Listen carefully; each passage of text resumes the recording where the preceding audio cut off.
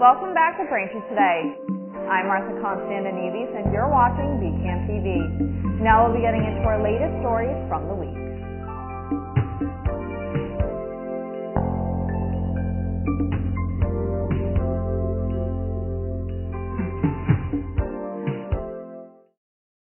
Welcome back to Braintree Today. I'm Martha Konstandinidis and you're watching BCAM TV.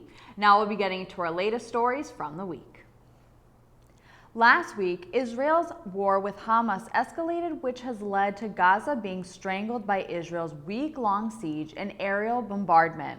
U.S. Secretary of State Antony Blinken was back in Israel on Monday as diplomatic efforts to address the crisis, including pressure to open a humanitarian corridor to Gaza via Egypt, are intensifying across the region.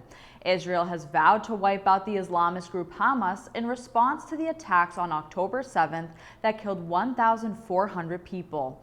On Monday, Israel said at least 199 people are still being held hostage in Gaza. 500,000 residents left northern Gaza for the south as Israel is gearing up for the next stage of its war. The Palestinian Health Ministry said more than 2,700 people have died in the Israeli airstrikes. There is a shortage of water and fuel, and there is currently no way to leave as Gaza's borders remain closed for aid. The U.S. House of Representatives is still without a speaker after 3 weeks, and now Republicans have tapped Representative Jim Jordan to be their latest nominee, one day after the conference's initial nominee, Majority Leader Steve Scalise, failed to consolidate party support. Jordan defeated Representative Austin Scott of Georgia in a secret ballot election Friday. The vote tally has not been released. Jordan has work to do in order to secure the 217 votes necessary to win a majority of the whole House. Jordan has served in Congress since 2007. It is unclear whether Jordan will fall to the same fate as Scalise, as winning the nomination is far different from winning on the House floor. Top Republicans continue to express no interest in seeking help from Democrats to resolve their internal party problems. A recall has been issued of almost 500,000 baby blankets for a potential choking hazard. The recall involves roughly 450,000 sleepyhead loveys and bandana bibs from Little Sleepies. It says the care instruction label on the product can detach, posing a choking hazard. Consumers should immediately take the recalled sleepyhead loveys and bandana bib away from children and remove the care instruction label to eliminate the hazard. Or, if consumers do not wish to remove the label, they can return the products using prepaid shipping from the company for a full refund. Consumers can go to Little Sleepies online at littlesleepies.com/pagesrecall. Consumers can also email Little Sleepies at hello@littlesleepies.com or call toll-free at 866-330-3353 Monday through Friday during normal business hours for more information. A new study on COVID-19 suggests that younger children are not getting the virus as much as adults because of their noses. The study from researchers at Stanford University and Cincinnati Children's found the immune systems of young children typically wipe out the virus when it arrives in the nose. The virus that causes COVID-19 in adults generally reaches the bloodstream before the immune system begins to fight back. The findings suggest there may be a way to provide protection for adults by mimicking what is naturally found in small children.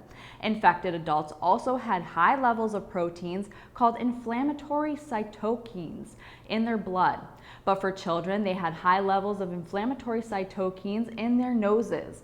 The researchers say that stimulating high levels in the noses of adults, perhaps with a nasal vaccine, might provide the same level of protection as children naturally have. Even though this research is promising, experts still recommend that vaccination is the best course of action against COVID-19. With the sudden rise in COVID cases in the community, many people are pulling out the rapid home test they bought months ago. But how do you know if they still work? Officials say the first thing to do is check the expiration date on the box. If the expiration date hasn't come and gone, you're good to go. But many test kits out there are past their expiration date, so what can you do? The good news is the Food and Drug Administration has extended the expiration dates for a number of different brands, lengthening their shelf lives up to 2 years. That's because some manufacturers have tested their kits for accuracy beyond their original expiration dates and have shared that information with the FDA. To check whether a test kit is still usable, you can go to fda.gov. Thanks for watching Braintree Today. We'll be right back with more after the break. Did you know your teenager's brain is more likely to get addicted to nicotine than yours? The tobacco and vaping industries do.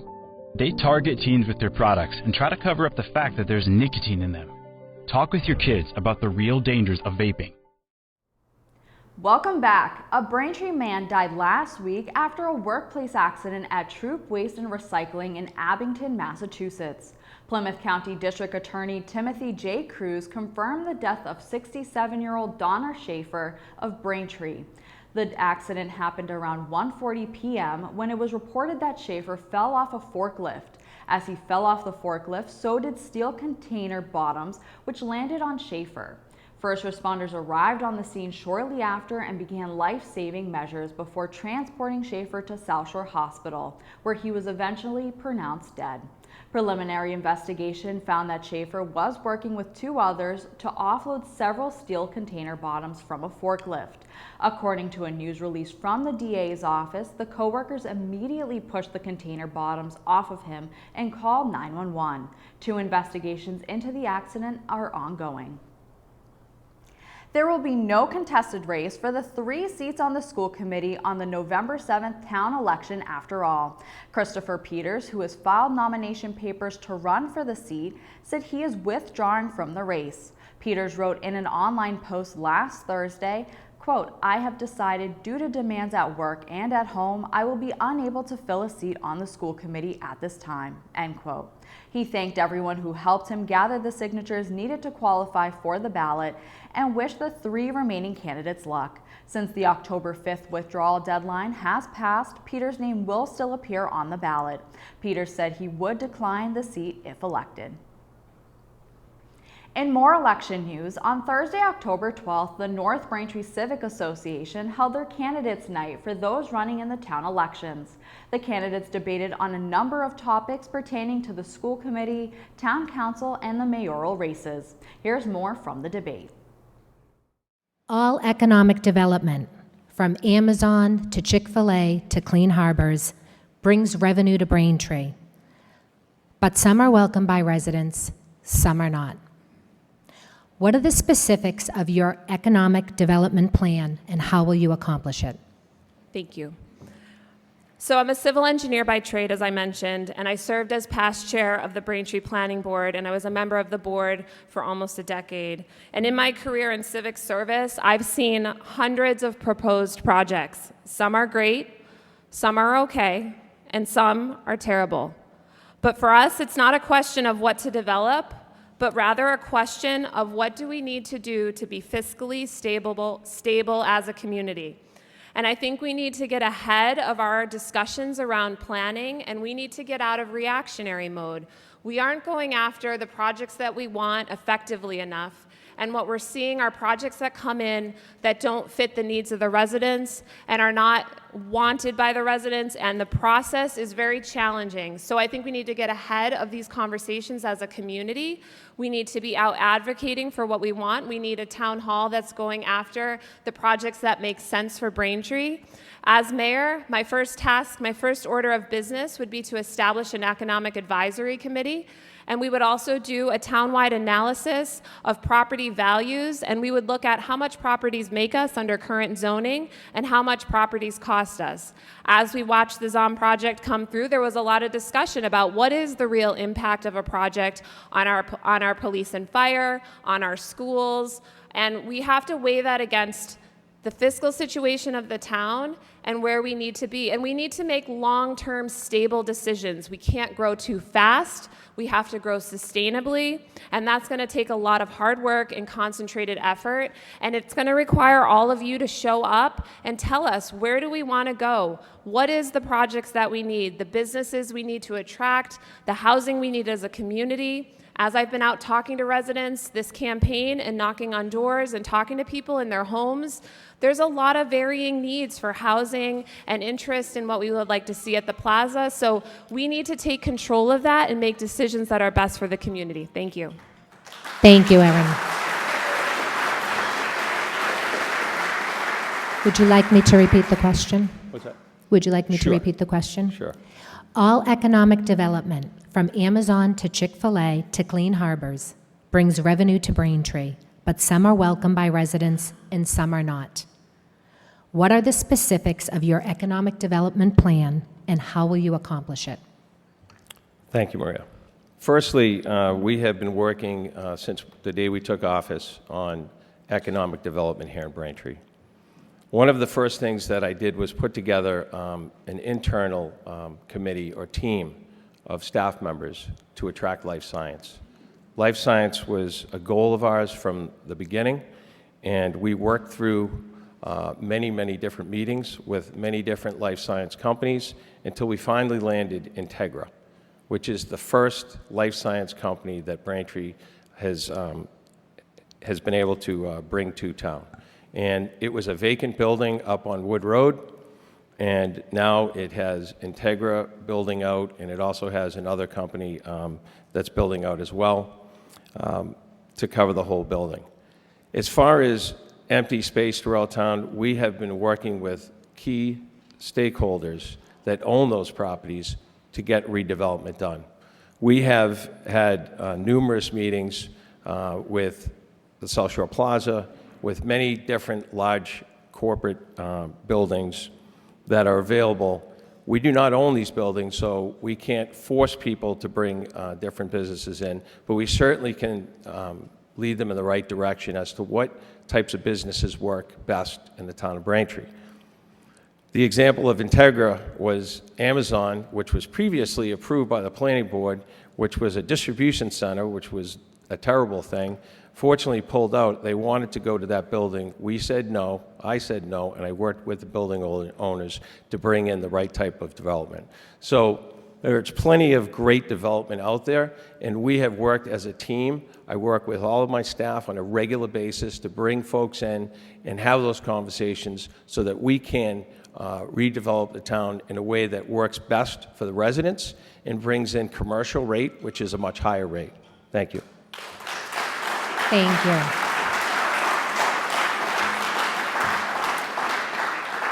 Erin, do you have a rebuttal? I would like to, yes, please. 30 seconds. Thank you. Great, thank you. I think we should be cautious about how realistic life sciences is for a community like Braintree. There are thousands of square feet of life science space that is vacant. The Beat building as you drive into Boston is completely vacant. That was supposed to be life sciences. We have Integra. It's not here yet. We have Banner Park, which was touted to be life science. Now it's rumored to be movie studios. We have Lord & Taylor that is vacant, and we said it was going to be life sciences, and it's vacant. I think we need to be very cautious as we move forward as a community and we talk about what makes sense for Braintree, that life sciences may not be worth putting all of our eggs in that basket. Thank you.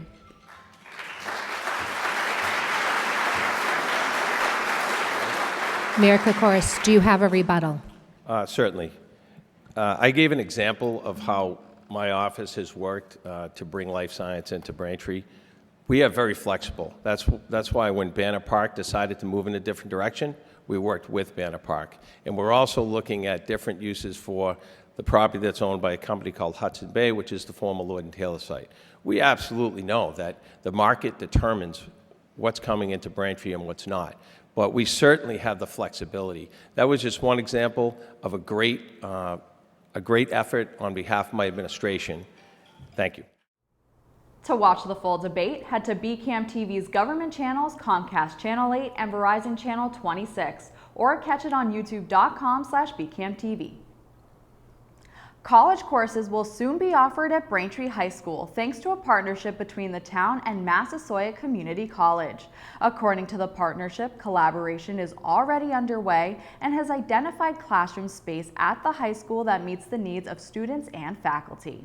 Officials said they are now studying how many courses the college will provide at the high school. The curriculum is expected to cover a wide range of topics for high school students interested in exploring new academic interests and careers. Officials also hope that courses will be of interest to adults looking to advance their careers or pivot to a new one. The town of Braintree is holding another seasonal family flu clinic on Monday, October 23rd. From 3 p.m. to 7 p.m., you can head to the Town Hall's Cahill Auditorium to get your annual flu shot. The flu clinic is first come, first served and is offered to adults 18 years and older and students in grades 5 through 12. If you're planning on heading over to get your shot, make sure to bring your health insurance cards with you. Again, the Family Flu Clinic is this Monday, October 23rd from 3 p.m. to 7 p.m. at Braintree Town Hall. The Mayor's Office has lined up a number of autumn activities for 2023 in partnership with the Braintree Recreation Department. A few coming up include a Halloween movie night on Friday, October 20th at 7 p.m. at the Braintree Municipal Golf Course. This year's spooky movie will be The Nightmare Before Christmas. The movie showing will take place at 101 Jefferson Street and concessions will be available for purchase at the course's Lynx Cafe. The rain date for this event is Friday, October 27th. Then on Saturday, October 28th, the Recreation Department will be hosting a Monster Mash dance party at Braintree Town Hall. Cost is $10, includes pizza along with water or soda. Grades 3 to 5 can attend between 6 p.m. and 7:30 p.m. and grades 6 to 8 from 8 p.m. to 9:30 p.m. All participants are encouraged to come in costume as there will be costume contests and Halloween-themed games. To sign up, log on to BraintreeRec.com. Thank you for watching Braintree Today on BCAM TV. We'll be right back with more stories in the area. Steps to keep yourself and your family safe from ticks and the illnesses they can cause. Use EPA-approved tick repellents on your skin and clothes. Read and follow the directions. Wear light-colored clothing to make it easier to spot a crawling tick. Check for ticks on yourself, your kids, and your pets anytime you've been outdoors. Some tick bites can make you sick, but finding and removing a tick properly makes it less likely. Call your doctor if you start to feel ill or notice a rash near the bite. Play it safe when you're outdoors. Welcome back to Braintree Today. Now let's get right into more stories. Water in 3 Quincy homes tested positive for elevated levels of lead. A public notice was sent out by the Quincy Department of Public Works warning of the issue. Quincy Public Works Commissioner Al Grazioso stressed that Quincy's water mains and drinking water remain safe. In a statement, Grazioso said, quote, "We buy our water from the Massachusetts Water Resource Authority. It's great water, it's the private pipes that are the problem, and it's really a small number that caused lead contamination," end quote. Every year, Quincy's water and sewer departments test a group of homes believed to have lead or lead-lined pipes in their private service lines. The 3 homeowners have been notified and the city will repair their service lines at no cost. The notice directs residents seeking more information to contact Mark Villalpando at 617-376-1955 or email mvillalpando@quincyma.gov. Students are urging the state to change how sex ed is taught in the classroom. The Senate has tried 4 times to pass a bill to alter the curriculum, but the House has not passed it once. Governor Maura Healey has taken it into her own hands to sign an executive order asking the Department of Elementary and Secondary Education to create a framework that will serve as a guide for the formulation of the new curriculum. Right now, public school districts can opt out of teaching the curriculum, but passing the Health Youth Act would disallow schools from this option. The act would require states to collect data on which districts are using the new curriculum and which districts need support implementing it. It would also require a review from the DESE at least once every 10 years. After a decade of no updates, the hope is to modernize the state's sex ed curriculum to be medically accurate, age-appropriate, and LGBTQ+ inclusive, while also teaching about relationships and consent. On Saturday, bus shuttles started replacing subway service on the Ashmont Branch and Mattapan line. According to MBTA announcements, a 16-day full access closure is now taking place until Sunday, October 29th. The 16-day closure is to expedite critical track work on some of the subway's oldest stretch of track. For those who ride the MBTA's Red Line, keep in mind that the Ashmont branch between JFK UMass and Ashmont will be closed, and the Mattapan line between Ashmont and Mattapan will also be closed. Shuttle bus services will be provided free of charge for the duration of the closure. Last week, MBTA officials announced that since expanded MBTA ferry services have proven so positive in recent months, the agency will keep a trio of routes running into the fall, including the one that stops in Quincy. The Winthrop Ferry, which stops in Quincy, and an all-week East Boston ferry will keep running until November 30th. Winthrop's ferry only operates on weekdays between Winthrop Landing, Quincy, and Boston Central Wharf. One-way fares will be available for $6.50. Policymakers have been pushing the T to expand its ferry options, pitching the water routes as good options to connect residents in coastal communities north and south of Boston without adding to the region's crushing road traffic. It's that time of year again where acorns start falling from trees with a vengeance. This year, Mass Wildlife is saying this year could be a potential masting year.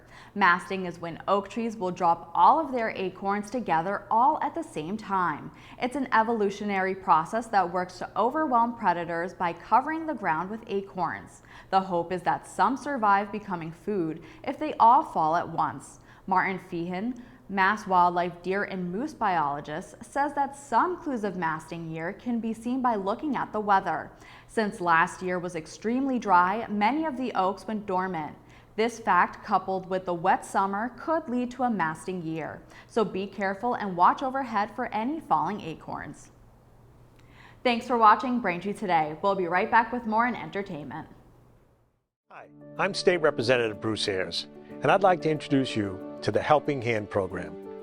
With rising healthcare costs, all too often we hear stories about our seniors, veterans, and neighbors who may not have the proper insurance coverage they need for durable medical equipment.